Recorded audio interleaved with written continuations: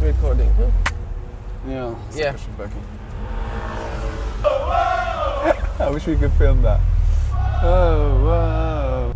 Help We're in certain people. Wait a second. We need to pause a little because this is a very bumpy road. Yeah. You need to go to some other road. It doesn't matter, man. Just go to any other road. No. Just go anywhere. Yeah.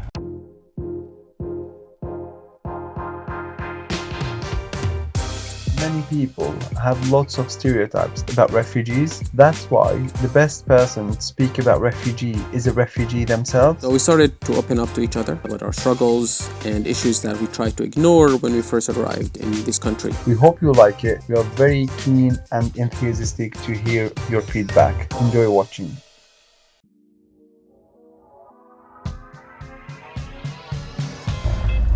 We're talking today about refugees and what makes a refugee and who is a refugee. You are a refugee yourself. I'm a refugee myself. I think a lot of people look at you and ask you, are you really a refugee? It's happened with me a couple of times. The first thing that you get is the expression that you don't look like a refugee. I think people say this out of naivety. That's the media's fault because the media kind of stereotype the refugee in a certain way. People think that if you're a refugee, you are or you should be poor.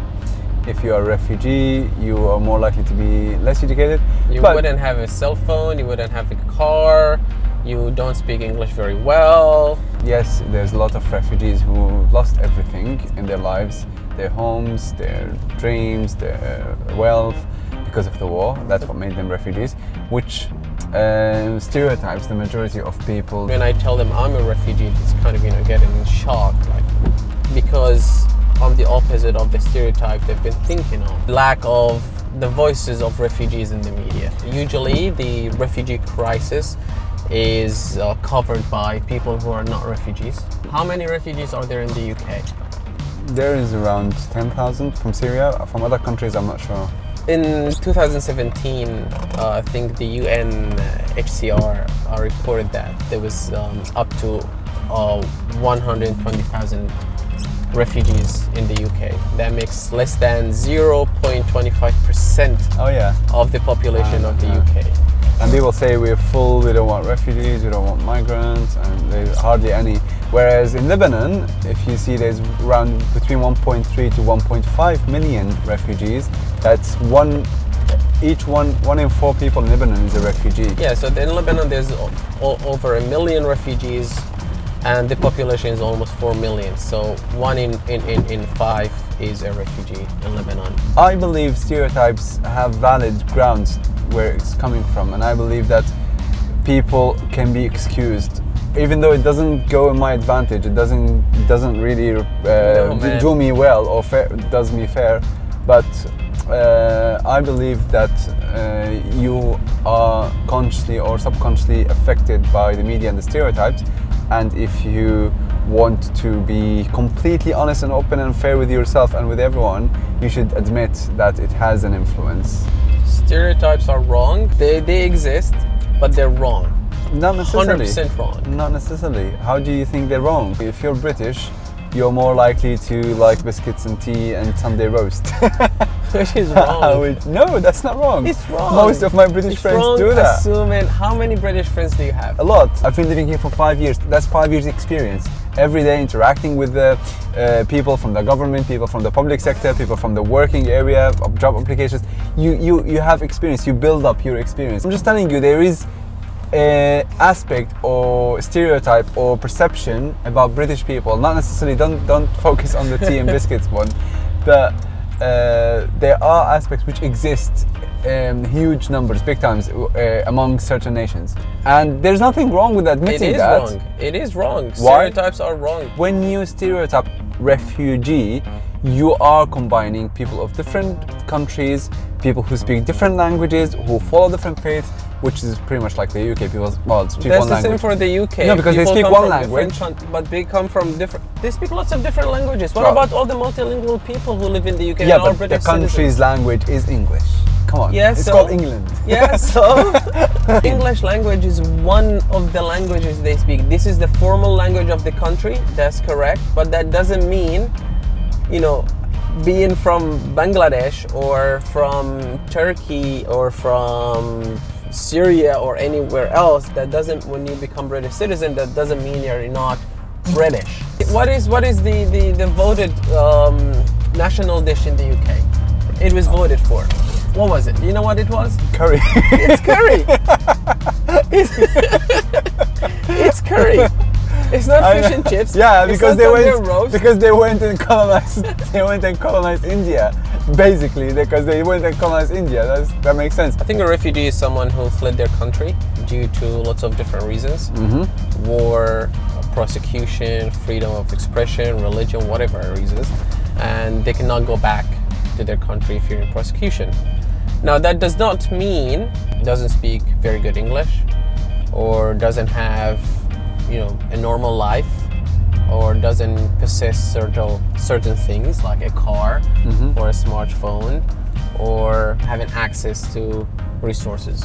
If you want to customize it or personalize it on your definition, your Abdul Wahhab's definition of a refugee, based on your experience and your story, how would you say it? I left Syria, I came here, and then I started working, lots of different jobs. I worked at Starbucks, worked in a cafe, worked as a cleaner, cleaning people's shit.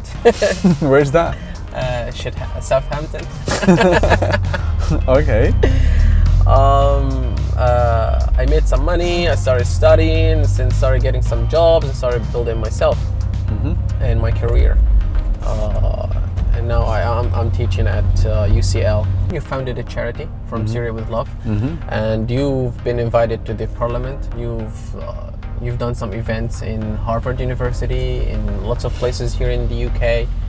How did you start it? How did you manage your success? I'll start with my definition of a refugee, how I see a refugee. A refugee is a person that has dramatic change in their lives, whether it's a loss of people, loss of money, loss of religion, loss of anything.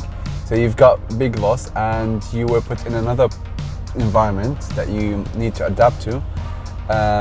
That's why you're a refugee, because you've lost something, or because you're threatened. Well, it depends. From Syria with Love, it started with I was studying my masters, and before graduation there was a lady who was living in the camp called Rhoda, and she wanted to do an art exhibition for the children who are living in the refugee camp, and she was looking for sponsorship, a person to sponsor her.